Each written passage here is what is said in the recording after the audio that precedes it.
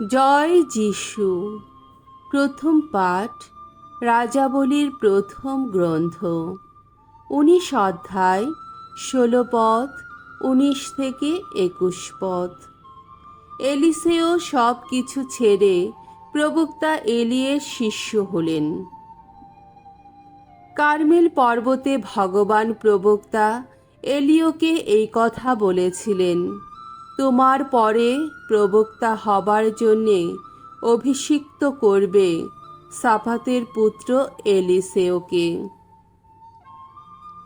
তাই এলিয় হোরেব পর্বত থেকে রওনা হলেন।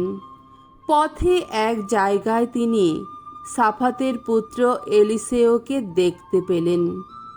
এলিসেও তখন জমিতে লাঙ্গল দিচ্ছিলেন। তার আগে আগে চলছিল 12 জোড়া বলদ। শেষ জোড়াটার পিছনেই ছিলেন তিনি।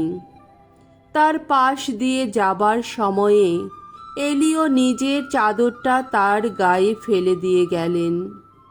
এলিসেও তখন বলদগুলো সেখানে ফেলে রেখে এলিয়ের কাছে ছুটে গেলেন।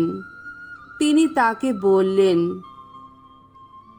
অনুমতি দিন, মা বাবাকে একবার প্রণাম করে আসি, তারপর আপনার সঙ্গে যাব। উত্তরে এলিয় বললেন, বেশ তো, ফিরেই যাও, আমি কি তোমাকে ধরে রেখেছি নাকি? তখন এলিসেও তার কাছ থেকে ফিরে গেলেন। সেই বলদ জোড়াটি সঙ্গে নিয়ে গিয়ে তিনি সে দুটিকে বলি দিলেন। তারপর জোয়াল টোয়াল পুড়িয়ে তিনি সেই আগুনে বলদ দুটির মাংস রেঁধে নিলেন আর তা সকলকেই খেতে দিলেন। এবার তিনি বাড়ি ছেড়ে এলিয়ের সঙ্গ নিলেন, তার সেবা করতে লাগলেন। প্রভুর বাণী। ঈশ্বরকে ধন্যবাদ। সাম সঙ্গীত, 16 অধ্যায়, 1 থেকে 2 পদ, 5 পদ, 7 থেকে 10 পদ। ধো, প্রভু তুমি আমার আনন্দ, তুমি আমার সুখ। নিরাপদে রাখো হে ঈশ্বর, আমি যে নিয়েছি ওগো তোমারই শরণ।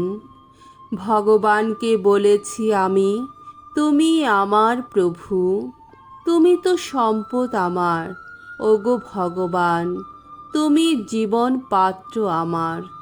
রয়েছে তোমারই হাতে, ওগো আমার জীবন, আমার মরণ। ভগবানের বন্দনা করি আমি, আমার মন্ত্রণা দাতা তিনি। রাত্রিতেও শুনতে পাই বিবেকের বাণী। মনের সামনে আমি ভগবানকে রাখি অনুক্ষণ। আমার ডান পাশেই তিনি, তাই আমি কোনো কিছুতেই টলব না কখনো। তাই উৎফুল্ল অন্তর আমার, প্রাণ উল্লসিত, দেহ আমার নিরাপদে করে বিশ্রাম। জানি জানি আমাকে তুমি অধোলোকে ফেলে যাবে না কখনো। তোমার ভক্তকে রসাতলের মধ্যে পড়তেও দেবে না। বাণী বন্দনা। জয় জয় প্রভুর জয়। প্রভু, চিত্ত আমার উন্মুখ করো তোমার আদেশ শ্রবণে। করুণা ধন্য করো আমায় তোমার বিধান দানে। জয় জয় প্রভুর জয়। মঙ্গল সমাচার। মথি রচিত মঙ্গল সমাচার, 5 অধ্যায়, 33 থেকে 37 পদ। শপথ সম্পর্কে যিশুর সতর্কবাণী। যিশু একদিন তার শিষ্যদের বললেন, তোমরা শুনেছ যে প্রাচীনকালের মানুষদের এই কথা বলা হয়েছিল, মিথ্যা শপথ করবে না। প্রভুর কাছে তোমার যা কিছু মানত আছে তা তুমি রক্ষাই করবে। কিন্তু আমি তোমাদের বলছি, আদ্র শপথ করবে না, স্বর্গের নামেও নয়, কারণ স্বর্গ যে ঈশ্বরের সিংহাসন। পৃথিবীর নামেও নয়, কারণ পৃথিবী যে তার পাদপীঠ। জেরুসালামের নামেও নয়, কারণ জেরুসালাম যে সেই মহামহিম রাজার আপন নগরী। তুমি নিজের মাথার দিব্যি দিয়েও কখনো শপথ করবে না, কারণ মাথার চুলের এক গাছিও সাদা বা কালো করার ক্ষমতা তোমার তো নেই।